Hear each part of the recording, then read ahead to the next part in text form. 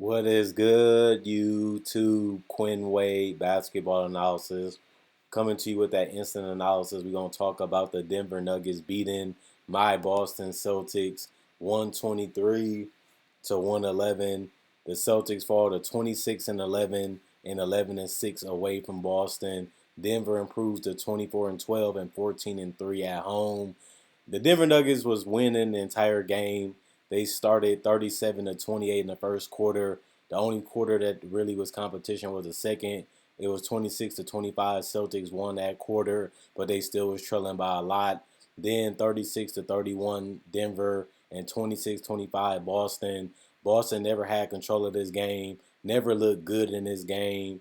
And Denver pretty much did whatever they wanted to the Celtics every single possession and throughout the game. They scored how they wanted to score. They facilitated. Jokic got his triple double, and guys basically was cutting, shooting threes, and getting out in transition and having their way with the Celtics. This was a statement game to me for Denver. A lot of people didn't watch the game because you have to have league pass. But this is a game that shows you that Denver can compete with anybody in the league. I feel like they have proved that in the month of December, and they continue to prove that with this January 1st win against the Boston Celtics, that they can go against the speedy lineups, they can go against the slow-paced teams, they can go against the big teams and match up well against any team that you throw at them and beat them pretty easily, or be competitive with those teams. And that's all you really asking for the Denver Nuggets is to be competitive against every team that you go against and to be healthy. And when they're healthy, they're just as good as anybody in the entire NBA.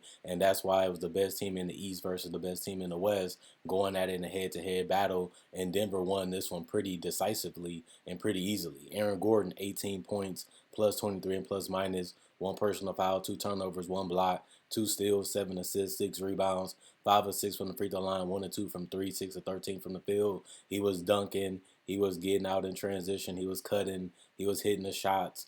He's just been everything they needed him and more ever since the Aaron Gordon trade. This team has been in a championship trajectory. We just have to see if they can actually get it done. Um, Bruce Brown had his best game to me as a Nugget. 21 points, plus 5 and plus minus, one personal foul, three turnovers, one block, one steal, two assists, three rebounds, 1 of 1 from the free throw line, 4 of 6 from the 3-point line, 8 of 14 from the field. Just a great game from him. He did it all defensively, getting the steals, getting the blocks, making the shots, and getting out in transition. Michael Porter Jr. had another solid game, 19 points, plus 11 and plus minus, one personal foul, three turnovers, one block, two assists, four rebounds, 2 of 2 from the free throw line, 3 of 7 from three. He also was 7 of 14, above 50% from the field. And Nikola MVP Jokic, the Joker, my first time calling him that. 30 points, plus 14 and plus minus, one personal foul, one steal, 12 rebounds, and 12 assists. Just a excellent game. There's nothing that this man can't do. He finishes. He's tough in switches. He can take over mismatches. He can hit the jumpers. He can hit the floaters. He can hit the threes. He can handle the ball in transition. He can run the floor in transition and finish with either hand. There's nothing that Jokic can't do on the offensive end. And he also hasn't been terrible defensively, as the Denver Nuggets have been respectable on the defensive end of the court, meaning that they actually can win the title if they can get stops when it matters. And that's all they really need to do.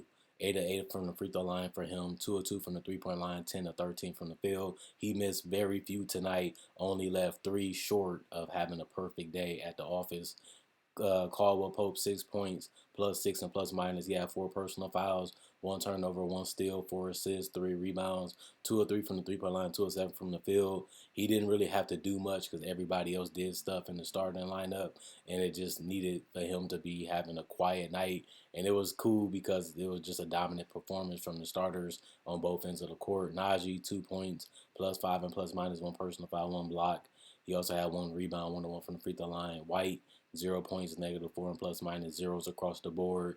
Concar, 8 points, -4 and plus minus, four personal fouls, one rebound, 2 of 3 from the 3-point line, 3 of 4 from the field. Smith, 0 points, -4 and plus minus, zeros across the board. Bones Highland had another game where he's exhilarating off the bench, just flourishing in his role.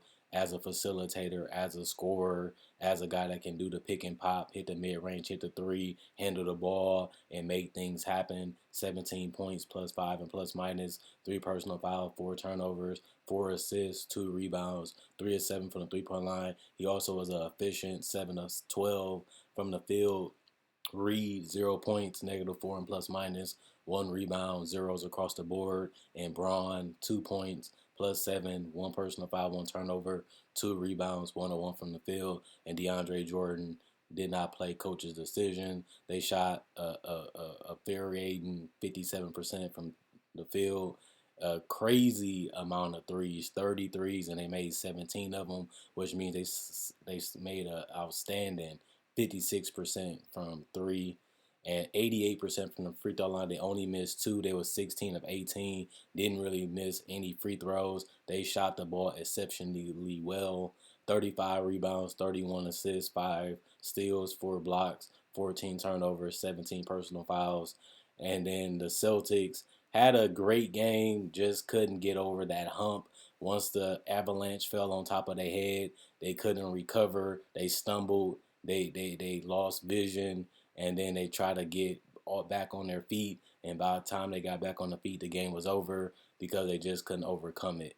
25 points for Jason Tatum, -15 and plus minus, 1 personal foul, 5 turnovers, 2 steals, 6 assists, 7 rebounds, 11 to 14 from the free throw line, 0 of 4 from three, 7 to 16 from the field. Al Horford, 8 points, -7 and plus minus, 1 block, 3 assists, 6 rebounds, 2 of 6 from the 3-point line, 3 of 10 from the field.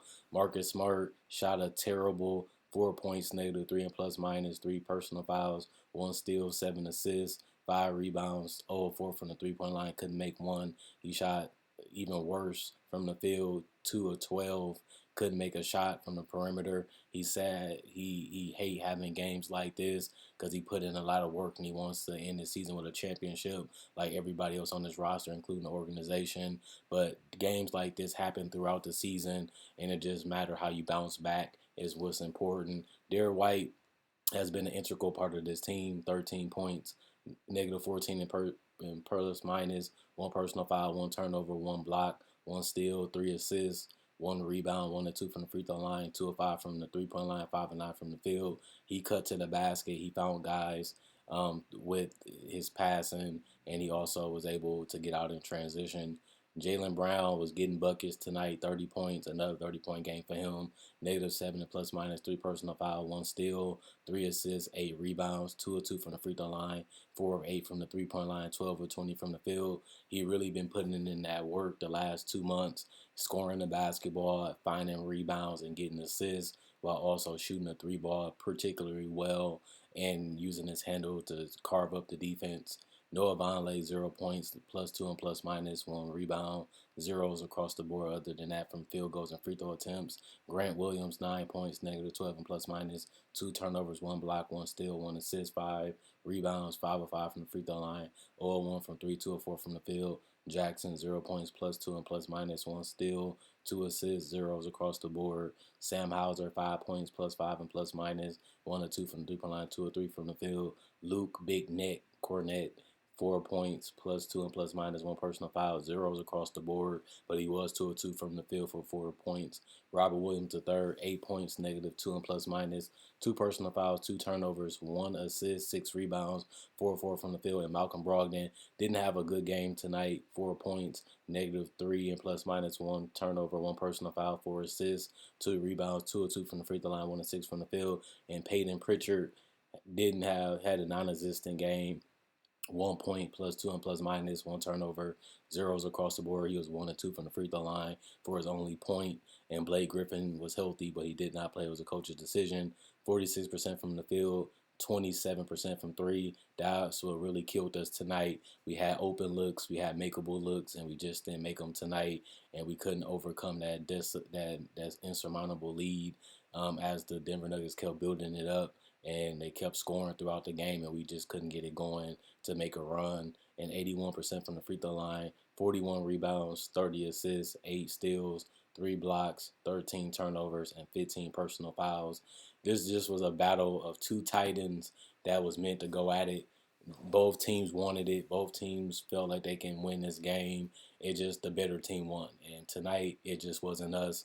Usually that's how it goes in the NBA. And it was just unfortunate to see this. I really was looking forward to this game. I really wanted to see who can really bring the best out of each other. And Jokic was finding guys. The starters stepped up, and ours did for the most part. The bench just didn't come to play for us, and we just couldn't make our threes. We are a 3-point shooting team. We take a lot, we make a lot, and that can also be the death of our team. Sometimes you live by the jump shot, you die by the jump shot, and our jump shot just wasn't falling. The Denver Nuggets was blazing all night from three and from mid range and in transition. And if you can't make a three, it leads to long rebounds. Long rebounds leads to transition. Transition leads to the easiest baskets in the game outside of free throws. But they made their transition shots and their free throw shots, and it just was killer for us all day. This is a well executed game plan for Mike Malone and that team in Denver. He should get credit. Jokic should get credit. He should get Coach of the Month for December,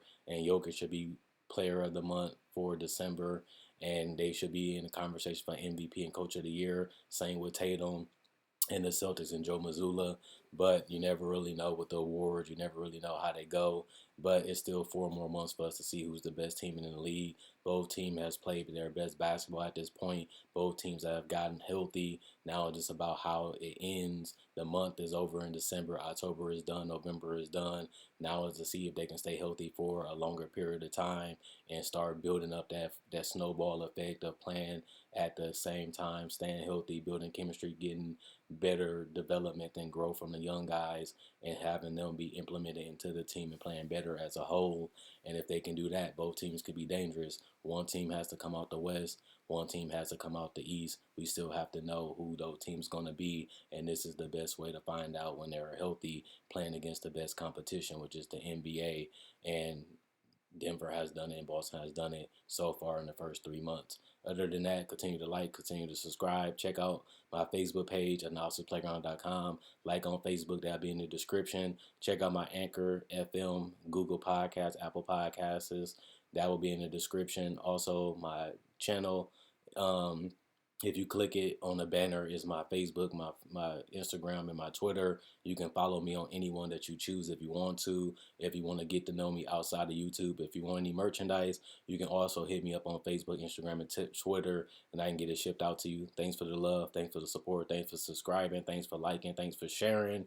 And thanks for helping me grow to the highest amount of likes and subscribers I have had in a long time. I usually go up a lot, but I have never went up as fast as I have the last 3 months. I put in over 120 videos, and the results is where I wanted them to be. I love making content. Thanks for the support that y'all been giving. Let's have a great year in 2023. Happy New Year's. Enjoy y'all day, and hopefully I can see y'all on Monday.